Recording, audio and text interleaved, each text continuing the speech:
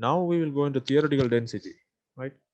So you know all the material have some particular density, right?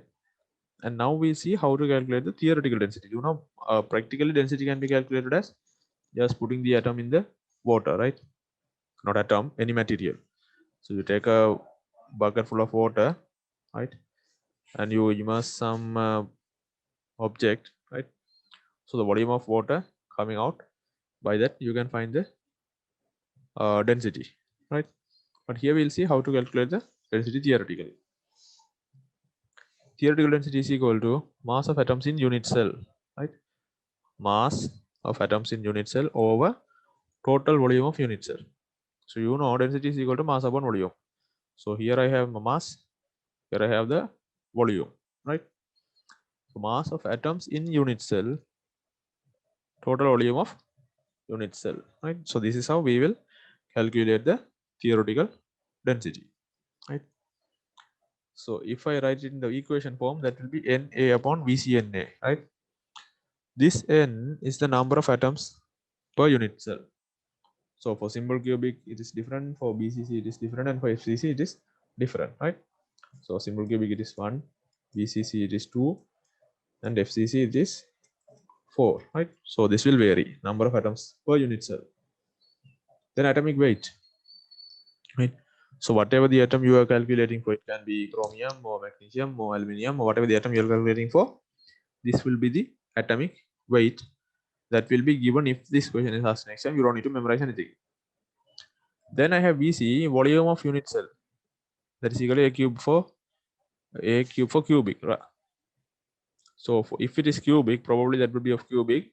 So in all three cases, simple cubic or BCC or FCC, the volume is a cube. So here the VC will be a cube. Then Na is equal to Avogadro's number, that is, you might have already used this one while you were in oil, right? 6.022 into 10 to the power 23 atoms per mole, right? So you know mole is a standard unit to measure the atoms. So in 1 mole there will be 6.022 into 10 to the power 23 atoms will be there, right? So once you substitute all these things, right, you will get the density. So here Na is a standard value, that is 6.022 into 10 to the power 23, that is standard. BC, that is volume of the unit cell, that is a cube. If it is cubic, so that is again standard. Atomic weight, that will be given. Number of atoms, that you know, right? So there is nothing hard in the equation. The equation is just looking kind of fancy, but there is nothing hard, because this you know, right? If it is simple cubic 1, BCC 2, FCC 4 there. So N you may have to replace either by 1 or 2 or 4. A atomic weight, that will be given maybe 52 or 54 or 27, whatever it is, it will be given. So that's again a numerical number. BC, right?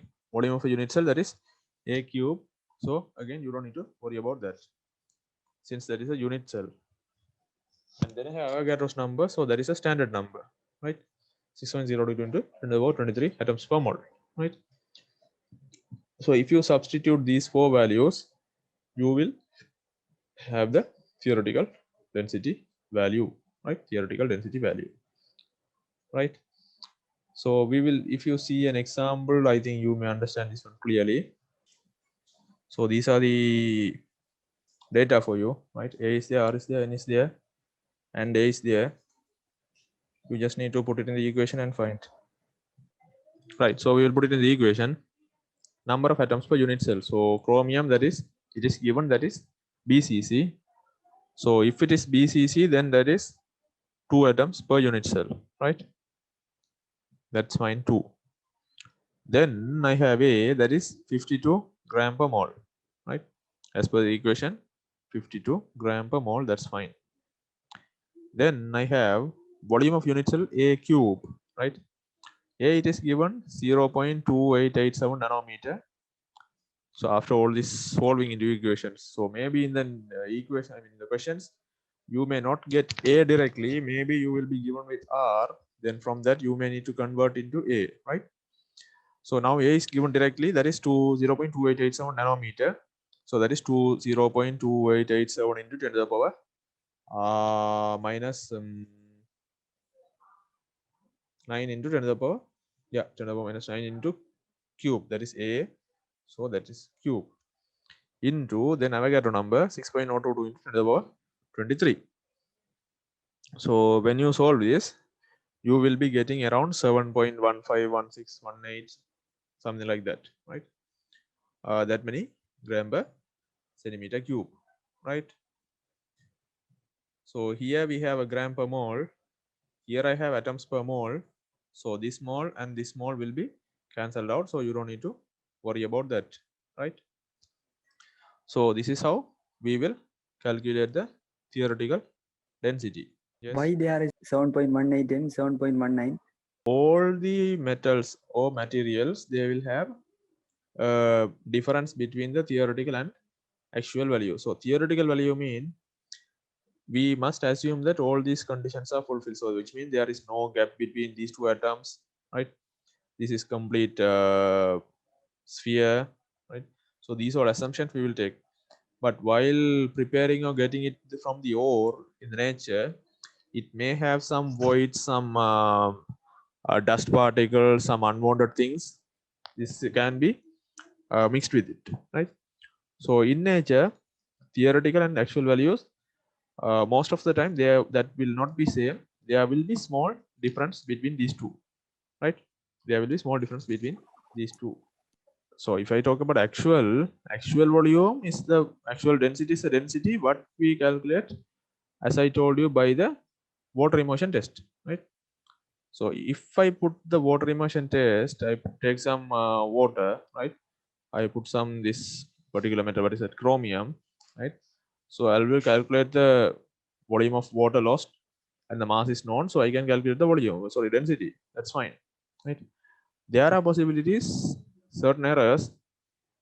This particular metal, right, chromium sample may have some void, that is airspace inside, or there can be some mixture, maybe with chromium, sun, sand dust, or some nickel dust. It can be mixed. So completely pure form, if we obtain, then that would be fine. Because I have like a personal experience on doing this one, because I did, this is for chromium, I did for aluminium, right? So aluminium alloy I prepared actually. So I put like perfect care on that, but still there was a small deviation with the theoretical and actual value, right? So for me, it seems that it can be of malware error or some sand particle or dust particle, whatever it is. Then there can be some deviation with the density value. Always the actual value is higher than practical value or not? No, that depends. Either theoretical may higher than actual, or actual may higher than theoretical. That depends. Because if Okay, the particle which is mixed in the actual, if the density of that mixed particle is higher, then the actual density would be higher. If, say, for example, air actually paid some void, then the actual density would be. So these are densities of material classes, right? We know materials we can generally categorize into metals, non-metals, polymers, ceramics, composites, right, etc.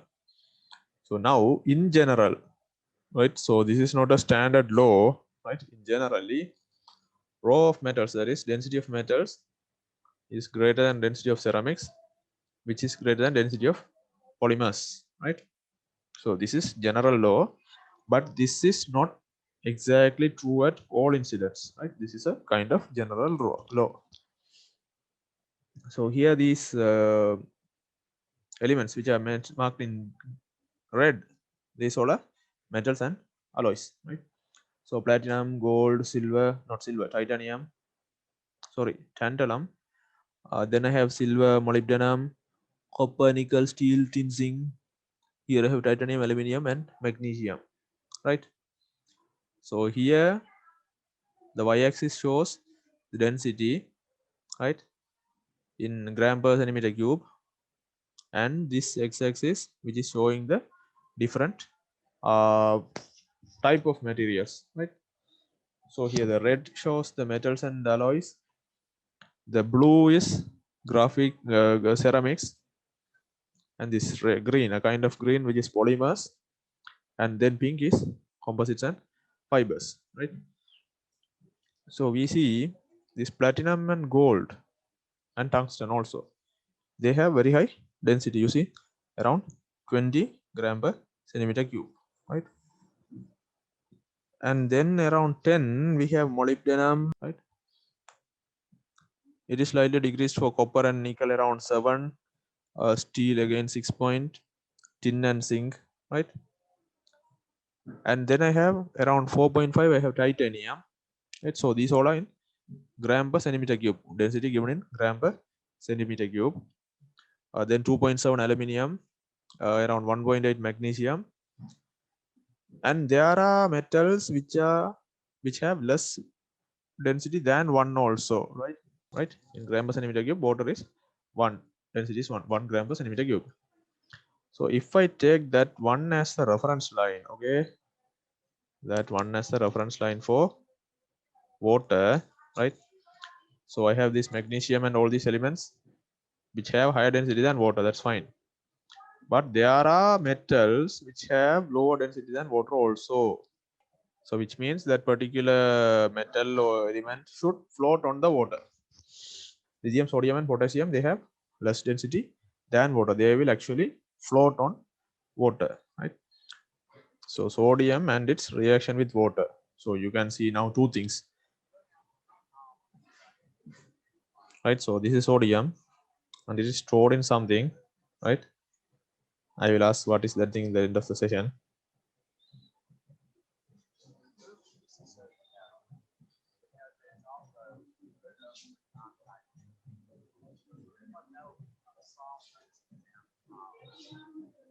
Right, so this is a small piece of sodium.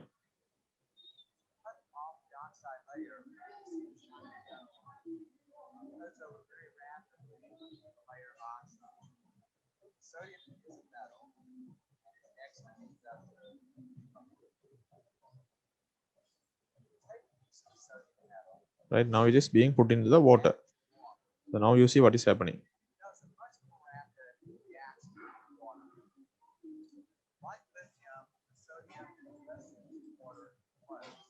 You see?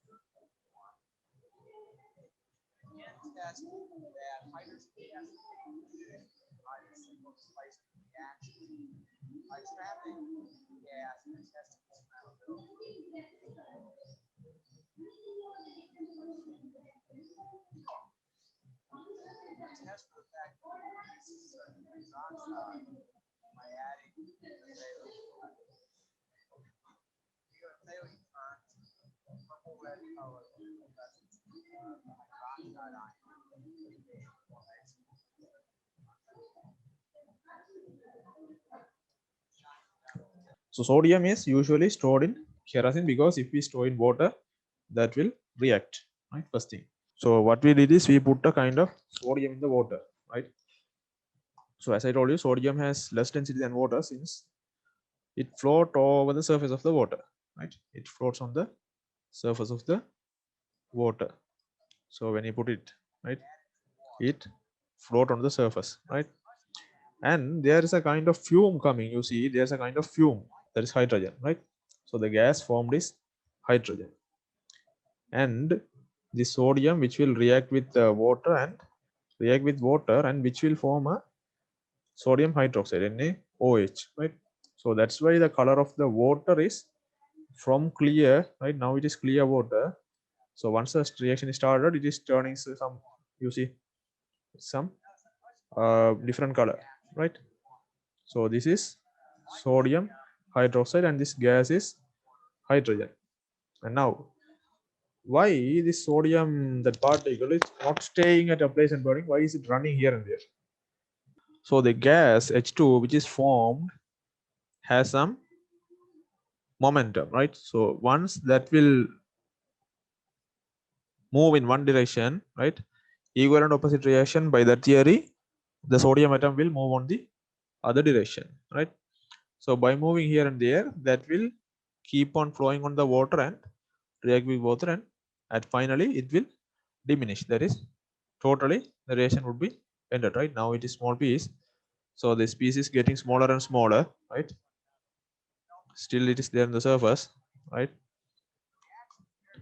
And now it's getting smaller, and at a particular stage it is over, right? No, so no sodium particle is there, right?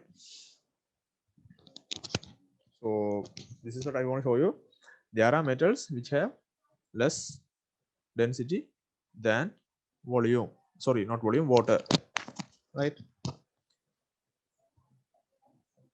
And sometimes, right, the sodium, if we, since we have put small piece, it is running here and there, right?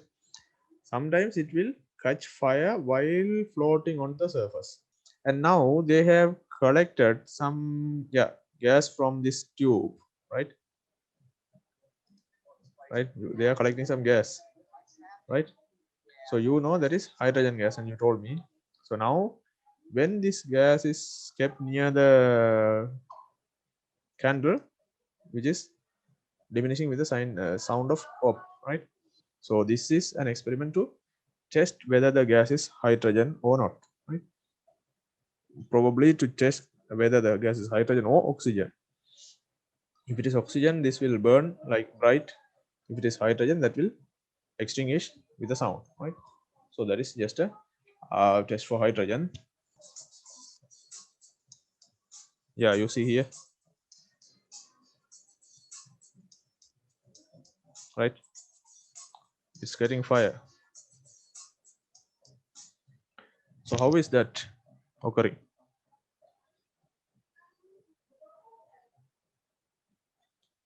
So usually, you know, if we put water on something which is a burning item, that will extinguish. But here, while floating on the water, it is getting fire. How is that possible? So as like the base of the sodium reacting with the water and producing H, the part which is above the water surface, they will react with the oxygen which is available in the air, normal air, right? So you know the reaction of sodium with air will give you Na2O, right? Plus O2. So that's why it is getting fire by reacting with the oxygen which is available in the air, right? So there are cases. So now the first video I show you, there's a small reaction, sodium atom which is running above the water surface and making fumes, and this video it is kind of burning. And there are incidents, if this piece is very big, then that will cause a blast and breakage of the utensil and all, right? So now that part is done, right? So metals which are there with the density lesser than 1 also, first thing. Then I have graphite, ceramics, and semiconductors, right? So these all are zirconia, aluminum oxide, Al2O3, diamond, silicon nitride, SiN, glass soda, concrete, silicon, graphite. So these all are next level, right? Near to, I mean, next to the density of the metals, right? But if you take individual elements, zirconia has a density of around 5, right, above 5, but aluminum has a density of only around 2.7. So the density of zirconia is higher than aluminum. Yes, that is true. This is just for general consideration. So this bulk has higher density than this bulk, has higher density than this bulk, like that, right? So these all are ceramics. And then I have polymers, which are written in green color, right? PTFE, that is polytetrafluoroethene, right? Polytetrafluoroethane. Then silicon, PVC, you know, polyvinyl chloride. PET, PC, these all are like kind of polymers. LDP, low density polyethylene. HDP, high density polyethylene. So they all are polymers, right? Number of polymers we know. So these all will have again lesser density than the ceramics, right, in general. And then I have composites of fibers, right? So in these things we have C, G, A. So this is glass fiber reinforced, and here I have carbon fiber reinforced. Then I have aramid fiber reinforced, glass, carbon and aramid fiber reinforced epoxy composites. Values based on 60% volume fraction, aligned fibers in epoxy matrix. So this detail you don't need to worry. This you will study once you come into the polymer section, right? So as in general, these composites or fibers, they have lesser density compared to these all, right? So here you see glass fiber around 2 point, glass fiber, carbon fiber, aramid fiber, wood, right? Wood fiber, right? So as a general trend, if you see, the densities are going like this, right? As a general trend. So that's why it's mentioned in general, metals have higher density than ceramics, have higher density than polymers, and they have higher density than composites. So now these days, researchers are highly focused on replacing these items, right? Replacing these items, metals, with polymers, okay? Because if the density is high, then either the weight is high or volume is low, right? You know, weight density is equal to mass upon volume. So if the density is high, mean the weight is high or the volume is low, right? So currently these days, scientists are working on find a suitable application material from this group, right? Which is composites of fiber groups, which can be used instead of these things, metals and alloys, right? So this is a current new trend, just for your information. Right, now we will see why this arrangement, how is it possible, why. Metals have close packing, metallic bonding, often large atomic masses, right? So why the density of metals are high is they form metallic bonding, right? When we were discussing about the bonds, I told you about metallic bond, and often large atomic masses, right? So metals you see in the periodic table. So if I could take, most of the parts are metals which have large atomic masses. This region which have small atomic mass, that's different story. Usually they have larger atomic masses. So this is a reason why metals have high density. Then have ceramics have less dense packing, often lighter elements. So the ceramics are lighter than metals. Polymers have low packing density, often amorphous, lighter elements. CHO. So polymers, you know, polyethylene, propylene, PVC, polyvinyl butane, right? All these are formed by mainly C and H, right? Mainly C and H, but there can be addition of H, O, N, O, S. These are possible, right? OCl, right? OF, polytetrafluorine, PTF, right?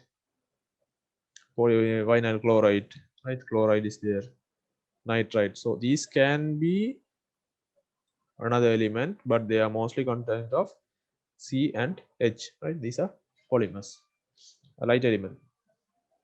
So if you see the atomic volume of, atomic mass of carbon, that is 12, and hydrogen, that is 1, so they are less in mass. Then we have composites, they have intermediate values. So composites, they range from here to here, and they have small voids, but they are good in strength, right? These are actually good in strength, which strength can be equal to of somewhere on aluminum and duralumin. There are composite fibers, right? So some of your senior final year groups also doing projects, final year projects on these composites, right? So this is a current trend, right?